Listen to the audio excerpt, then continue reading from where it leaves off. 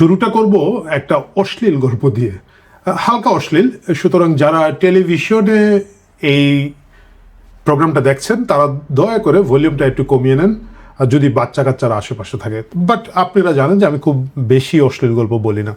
যাই হোক, গল্পটা হচ্ছে একটা বাঘ আর বানরের গল্প। বাঘ একদিন খুব ক্লান্ত শ্রান্ত হয়ে শুয়ে আছে, শুয়ে শুয়ে ঘুমিয়ে পড়েছে বনের মধ্যে। তো একটা দুষ্টু বানর ওই দিক দিয়ে যাচ্ছিল। বানরটা দেখলো এই একটা সুযোগ, জীবনে অনেক শখ ছিল বাঘকে একটু ওইটা করবে, মানে বলাৎকার করবে। সো এই সুযোগটা মিস করা যায় না। বাঘ শুয়ে আছে, ঘুমিয়ে পড়েছে একেবারে নিস্তব্ধ অবস্থায়। বানরটা চুপি চুপি চুপি চুপি গিয়ে যা করার তা করে ফেললো। করার সাথে সাথে বাঘ লাফ দিয়ে উঠেছে, আরে কি হল, দৌড় দৌড় দৌড় মার মার। বানরটা তো দৌড়াচ্ছে দৌড়াচ্ছে, পিছনে বাঘ দৌড়াচ্ছে, বানর লাফাচ্ছে, বাঘও লাফিয়ে লাফিয়ে পিছন দিকে যাচ্ছে। একটা হুলস্থুল অবস্থা। বাঘ এখন এটাকে ধরবে এবং প্রতিশোধ নেবে। তো দৌড়াতে দৌড়াতে বানর দেখলো আর টিকতে পারবে না, সে খুব দ্রুত একটা ঘরের মধ্যে ঢুকে পড়লো এবং সেই ঘরে ঢুকে দেখে যে কোথাও দিয়ে যাওয়ার কোনো জায়গা নাই। ওইখানের মধ্যে একটা পত্রিকা ছিল, পত্রিকাটা চোখের সামনে নিয়ে সে মুখ ঘুরে বসে আছে। বাঘ ছুটতে ছুটতে ছুটতে ছুটতে ওখানে এসেছে এবং আসার পরে বাঘ বলল, হেই, এখানে কি কোনো বানরকে দেখেছো? বানর তো কথা বলে না, বানর জানে যে কথা বললে ধরা খেয়ে যাবে।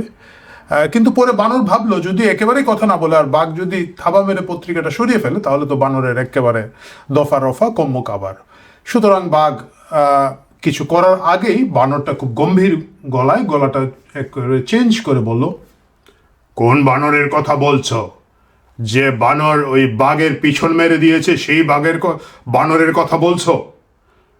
বাঘ চমকে উঠে বললো, হায় হায়, এর মধ্যে পত্রিকায় উঠে গেছে, আপনি পত্রিকায় পড়তেছেন, বলে দৌড় দিয়ে বাঘ চলে গেল।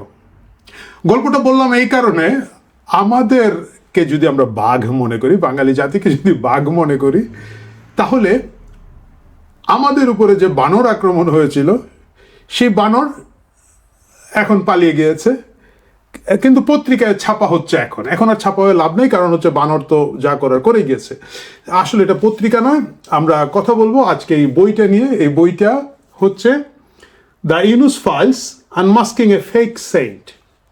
একজন প্রতারক দেবতা যদি আমরা বলি, বা সাধু পুরুষের আনমাস্কিং হচ্ছে, মুখোশ উন্মোচন হচ্ছে এই বইটা প্রকাশিত হয়েছে সম্প্রতি 28 জুন তারিখে, মাত্র 2-3 দিন আগে এটা প্রকাশিত হয়েছে। আমাদের মহান নেতা ডক্টর মোহাম্মদ ইউনুস 5 বছর থাকেন স্যার প্লিজের জন্মদিন উপলক্ষে। মানুষ জন্মদিন উপলক্ষে অনেক কিছু করে, ডক্টর মোহাম্মদ ইউনুসের জন্মদিন উপলক্ষে এই বছরও অনেক আনন্দ ফুর্তি হয়েছে এবং স্যার নিজেই নৃত্য করেছেন। আমি জানি না এই ভিডিওটা যদি আমি পাই আমি আপনাদেরকে এখন দেখিয়ে দিব। Hey, what's up, everybody? This is Topotong.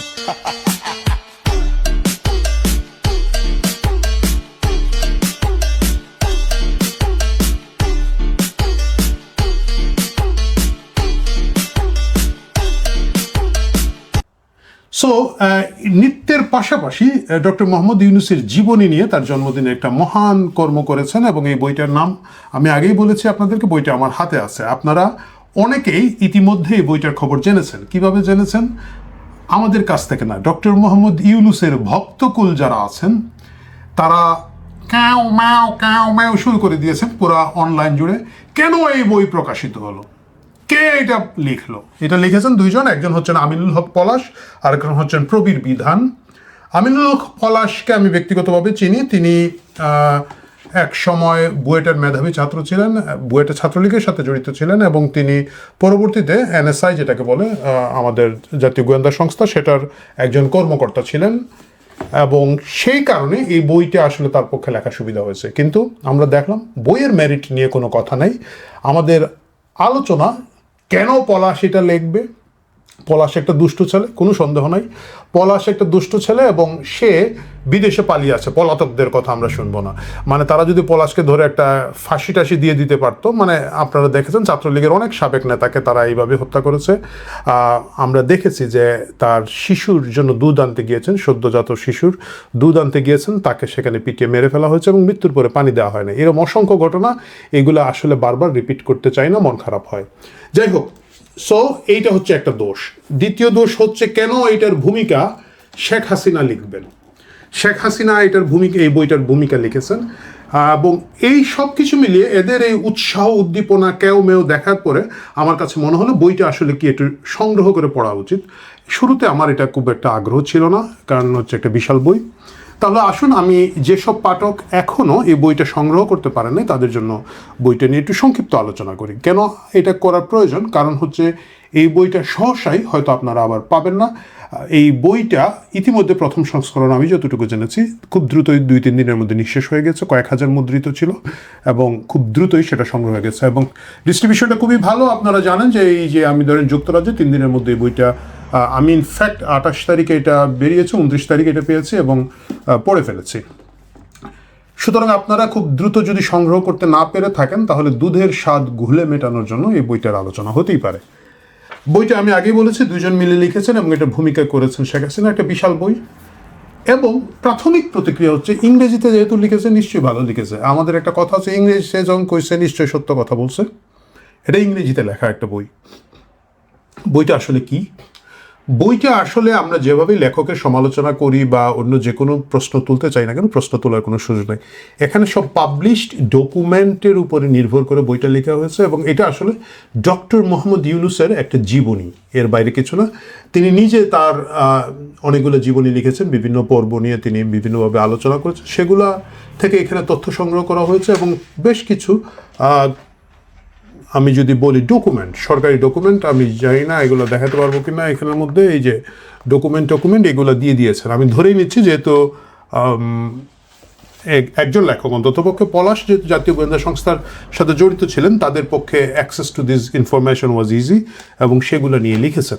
Number 1, সাধারণত বিশ্বের যে কোনো আলোচিত হুইসেল ব্লোয়িং ঘটনা ঘটে থাকে, কোনো লোক যখন ওই সীমারেখা থেকে সরে যায়, সে যখন একটু নিরাপদ বোধ করে, এবং আমরা দেখেছি সাবেক বিশ্বের বিভিন্ন জায়গায় সাবেক গোয়েন্দা সংস্থার কর্মকর্তারা, সাবেক প্রশাসনের যারা থাকেন, সেনাবাহিনীতে যারা থাকেন, তারা বিভিন্ন সময় বই লিখে অনেক গোপন তথ্য ইনফরমেশন আমাদেরকে দিয়ে থাকেন।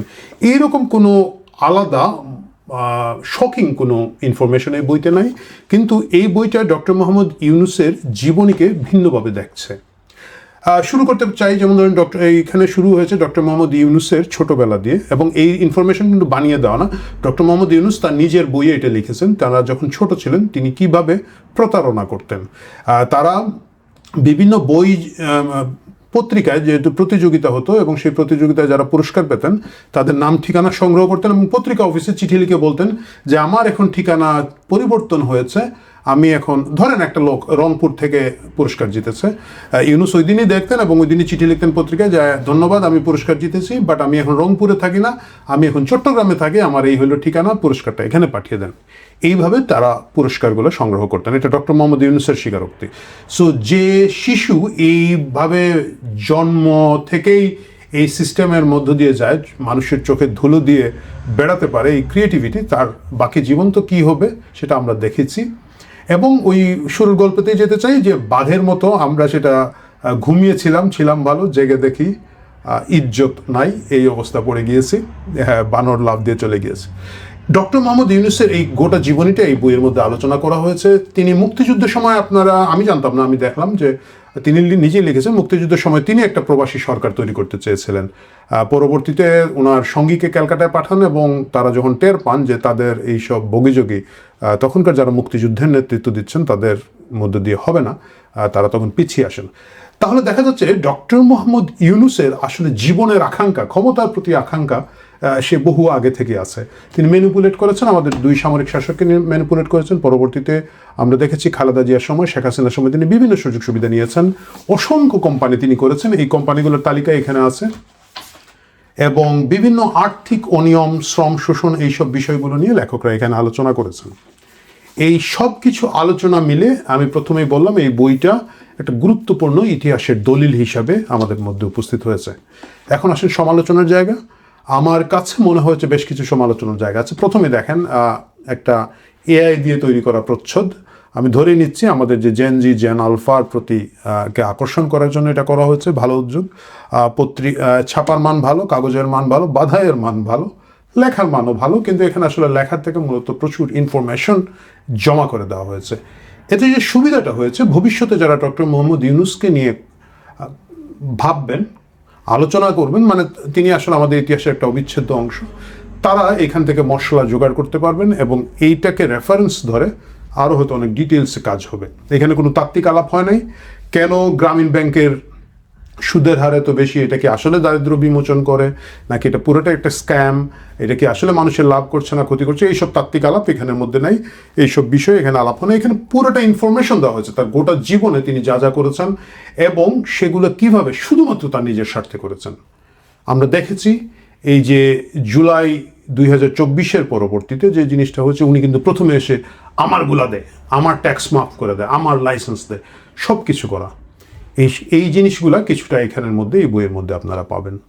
ডক্টর মোহাম্মদ ইউনূসের ব্যাপারে আপনারা জানেন যে আমি বিভিন্ন সময় আলোচনায় একটা কথা বলি যে বাঙালির 1000 বছরের ইতিহাসে তার মতো তুখোড় মার্কেটিং মাইন্ড মানে খুঁজে পাওয়া যায় না। মানে পুরো জিনিসটা উনি যেভাবে উপস্থাপন করেন, একেবারে মিথ্যার একটা বিশাল পাহাড় তৈরি করতে পারেন, এটা একটা বিশাল বিশাল যোগ্যতা, বিশেষ করে আমাদের বাঙালিদের জন্য। আমরা বাঙালিরা আসলে যতই মুখে হাতি গুড়া মারি, এই লেভেলের প্রতারণা করা, আপনি দেখবেন যে বাঙালির প্রতারণা হচ্ছে গুলিস্তানে ওই ম্যাজিক দেখায় প্রতারণা, পকেট মারা, এই লেভেলের প্রতারণাই বেশি, বা ওই গরিবরা ঠেকায় ঘুষ খাওয়া। এর বাইরে খুব স্মার্ট স্কিলড প্রতারণা আসলে নাই।